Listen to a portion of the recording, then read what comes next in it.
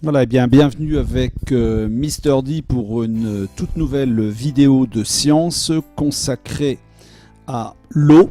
L'eau, c'est trois états, son état liquide, son état solide et son état gazeux.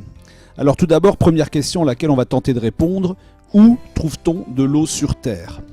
Alors, nous sommes bien sûr la planète bleue, comme on le voit ici sur cette vue prise de l'espace. Tout ce qui est blanc et tout ce qui est bleu est constitué d'eau. Donc l'eau est présente partout sur la Terre, dans les océans, dans les mers, dans les fleuves, les rivières, les ruisseaux, les lacs, les mares, les flaques, dans la buée, dans les nuages, le brouillard, la vapeur, la neige, le givre, la glace, etc., etc. Alors, la planète bleue est couverte d'eau. On en trouve beaucoup dans les océans et dans les mers, mais aussi dans les fleuves. Parfois, cette eau tombe des chutes d'eau, ou bien elle se promène dans les ruisseaux. Ensuite, elle se repose dans les lacs. L'homme a même creusé des canaux pour la faire circuler. Enfin, on la retrouve aussi dans des flaques. On en trouve même sous la terre, dans des nappes phréatiques ou des lacs souterrains, dont elle s'échappe parfois sous forme de geysers. L'eau est parfois prisonnière pendant des siècles et des millénaires d'un iceberg ou dans la banquise au pôle Nord. Malheureusement, dans certaines régions du monde, on n'en trouve pas du tout. Et pourtant, nous avons besoin d'eau pour vivre, comme le capitaine Haddock et Tintin qui auraient bien aimé trouver sur leur chemin quelques bouteilles d'eau minérale. Dans les pays secs, la sécheresse apporte la mort. Sans eau, pas de végétation, pas de plantes, pas d'arbres, c'est le désert. Nous avons la chance, dans notre pays, de nous servir d'eau tous les jours.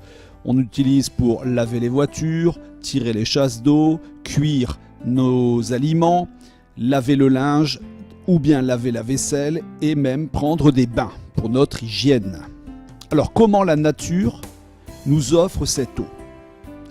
Eh bien, cette eau, elle tombe du ciel, sous forme de pluie, parfois sous forme de neige ou de grêle. Une partie des eaux de pluie s'infiltre sous la terre, disparaît sous la terre, alors qu'une autre partie remonte dans le ciel grâce à l'évaporation. Quels sont les trois états de l'eau? Tout d'abord l'état gazeux, c'est l'eau qui remonte dans le ciel, c'est l'eau qui disparaît et se mélange à l'air. Bien entendu, sous forme liquide, c'est le liquide que l'on va boire. Et parfois, l'eau se transforme aussi en solide.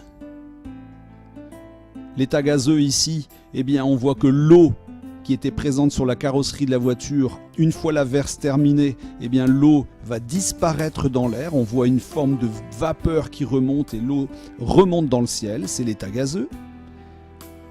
L'eau sous forme de liquide, eh bien, on en voit ici à l'intérieur du verre, mais aussi à l'extérieur du verre, parce que autour du verre, on voit de la buée. Cette buée qui n'apparaît que sur une surface froide.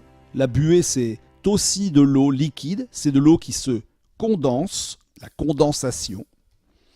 Et enfin, l'eau n'est pas toujours liquide, elle peut aussi prendre un aspect solide, et cette eau sous forme de glace, elle peut geler ou elle peut fondre.